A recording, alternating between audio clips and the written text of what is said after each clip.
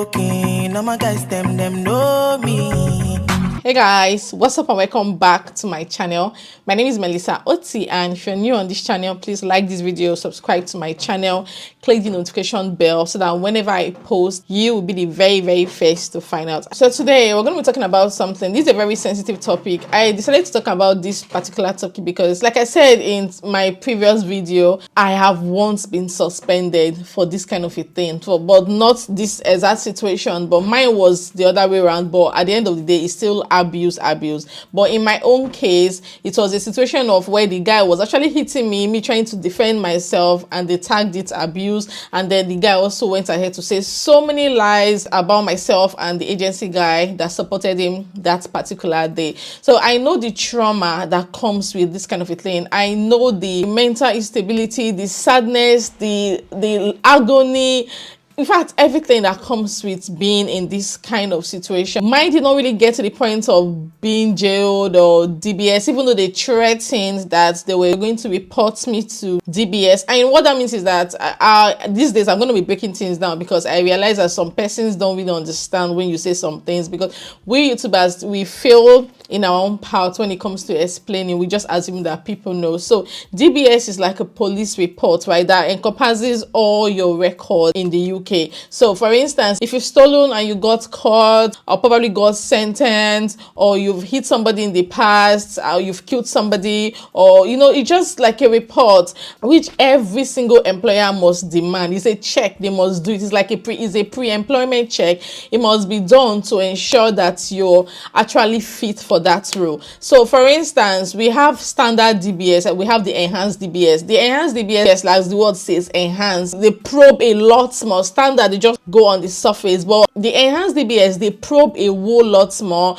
For instance, if you've abused someone in a care home before, or if you've hit children, things like that. It's mainly used for healthcare settings. They want to be very sure that you're able to work with children, you're able to work with vulnerable people. When I was dealing with this kind of situation, they said they were going to report me to DBS, and I just really had to fight them back. I fought them with every single thing in me. So when I saw this story, I'm like, I really want to talk about it. So 4 Nigerians have been jailed for abusing a vulnerable woman. So this particular woman in a care home, she's 89, she has dementia, and she cannot speak. One thing I can tell you is that it is very difficult to look after dementia patients. Like, it is so difficult.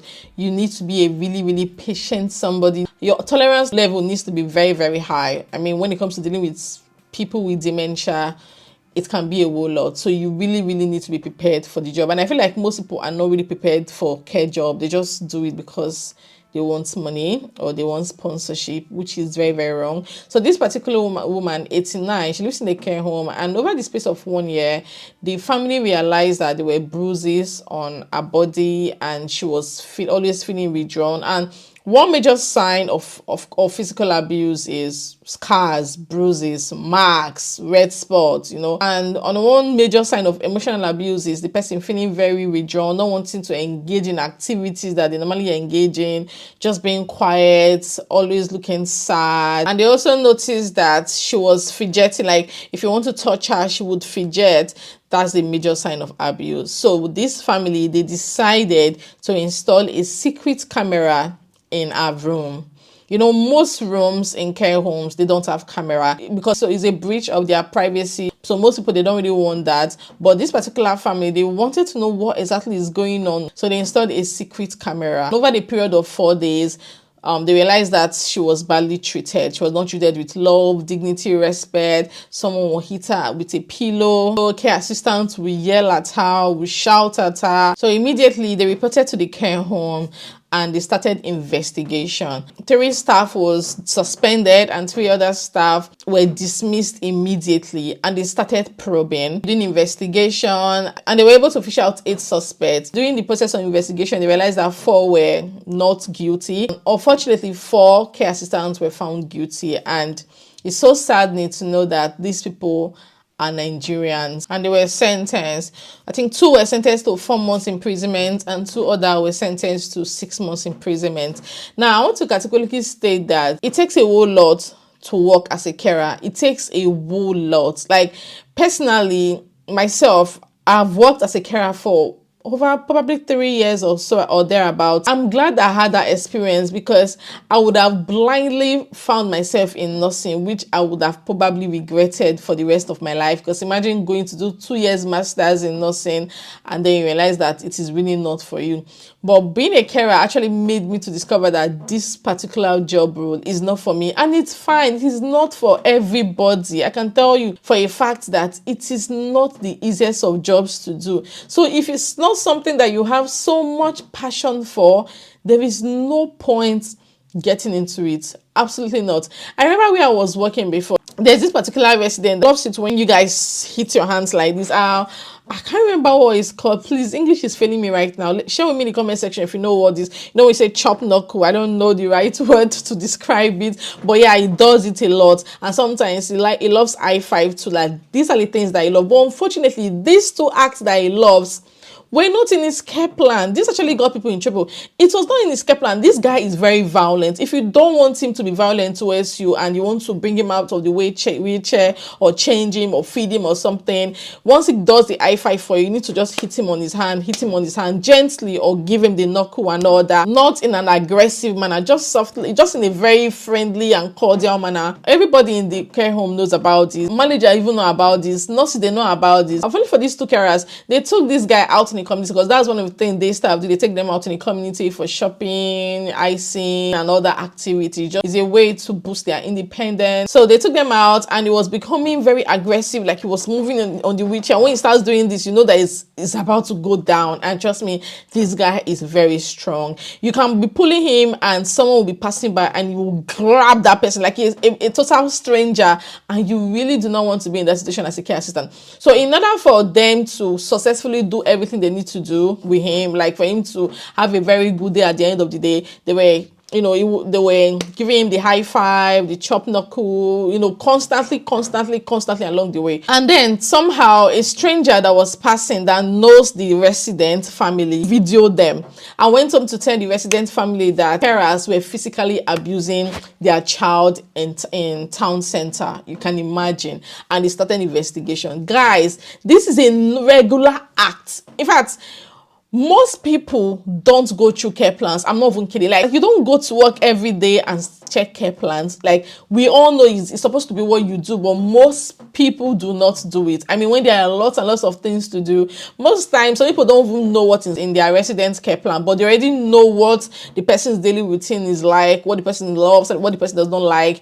You just know it while you're working on the job. All those paperwork, most people don't really know it, to be fair. So most of us at the time, we didn't realize that particular thing we do with him is not really in his care plan. It's not among the things that we should do. It's not among the strategies that we must include when he's about to become aggressive. We just know it as something that works for us. It's been passed over time and over time. People, they recruit more people. People resign, they recruit more. So when you start the job and you see people doing it, you just do it. After all, the intention is not to hurt that resident, but to, protect the resident. But unfortunately for these carers, they were suspended. And it was like fame then for all of us. How is that even possible? They were suspended, and investigation upon investigation upon. They were suspended for like 3 months. Even the manager at the time was even scared, because the manager was fully aware of this act, but she did not bring it up to be reviewed.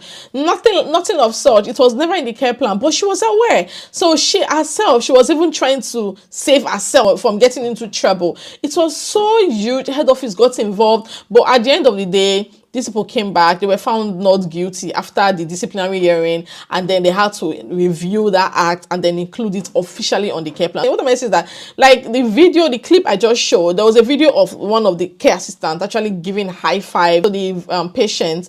And if the patient or the resident family should go through a camera or a camera footage and see a carer doing that, they might see it as abuse. They might not really understand that it's just a harmless high five. The clip that I attached to this video has nothing to do with these people's story. This for Nigeria. Those people, they're totally different people. But I just attached it so you guys can understand what abuse can look like and what it can look, and what a room can look like when the camera is in and when the camera is installed. So another note, aside being passionate for this job, see, you guys, you need to be really careful. Most times, I love it when clients are 2-to-1. Like, it helps me cover my back in a way. I feel more confident when I'm dealing with a client with another carer. I don't like when I'm just the only one there, like, because anything can happen.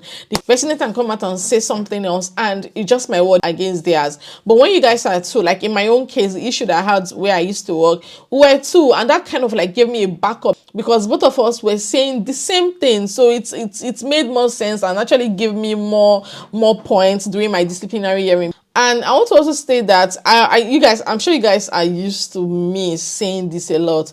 Always document, guys. Always document. Make it your best friend. You can never document too much. Never fail to document. And if a resident is starting to act funny, like the video I showed, the resident was sitting on the floor. They wanted to bring the resident up and all that, and she was dragging with them, and they forcefully put her on the bed.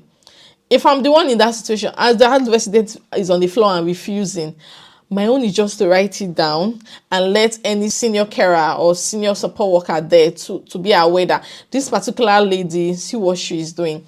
I would never forcefully do that. Do you know, during my disciplinary hearing, one of the things they mentioned was the guy, when it was time for him to go to bed, he refused to go to bed. He didn't want to. But when we realized that he was dozing off on the couch, so you know, like the way you restrain, like one person will hold the other person's hand, the other person will hold the other person's hand, and just walk the person to his room. The guy tagged it that we dragged him out of the chair. You know, there's so many things that they easily interpret, and because of the color of our skin, when you want to defend yourself, you will speak on the English in this world and you will still not make sense to them. You see, being a carer, and you're so close to prison. Like, you will see the way this people just entered prison like this. Like I'm sure they still have not realized what's going on. Because you just wake up one morning, you go to work, and the next minute you're in prison. And you're like, what is my offense? What exactly did I do? So that's why you guys see, you just, once a client is proving too difficult, the client does not want to eat, don't force the client. The client wants to just sit on the ground and does not want to stand up or do anything or go to bed, just leave that client there, but document it and make sure you let the senior know.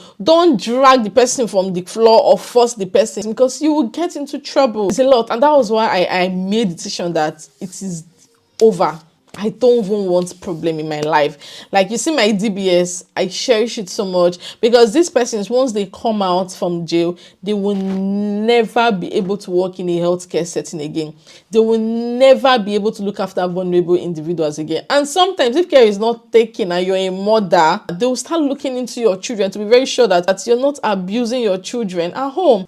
The most difficult experience that I've ever had as a carer was on two different occasions. Unfortunately, we're looking after people that were in their end of life on two different occasions, but in the same home, and they passed away. I remember I just walked in. There was one-to-one. The person had one-to-one because the person was going.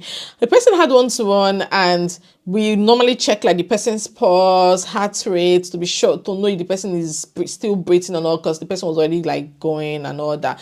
And we could literally see the heart rate going down, pulse going down. I just stepped out and I came in and I realized that person was looking so pale, so different.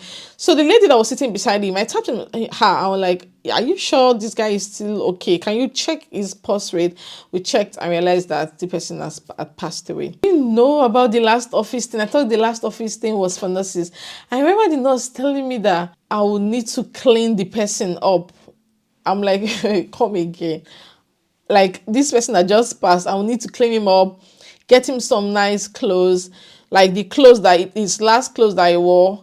We need to take it away and then wait for doctors on call to come and confirm him dead, and then before the ambulance men will come take him away. I'm like, ma, I'm sorry, I can't. Like, I said I can't. I've never done this before, and I'm really feeling very traumatized. You know, one thing about this place is just using the right English. And I went to the lounge, then she called someone else, and both of them did it.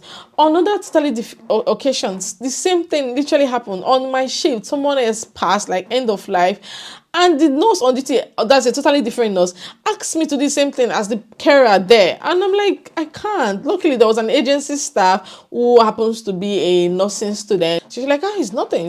And then she went to do it. That was the point I realized that it's not for me. Like, it's not for me. Like, no, it's not. And it's fine. It doesn't have to be. It's not for everybody. So I feel like instead of getting yourself in trouble, just understand, think through it.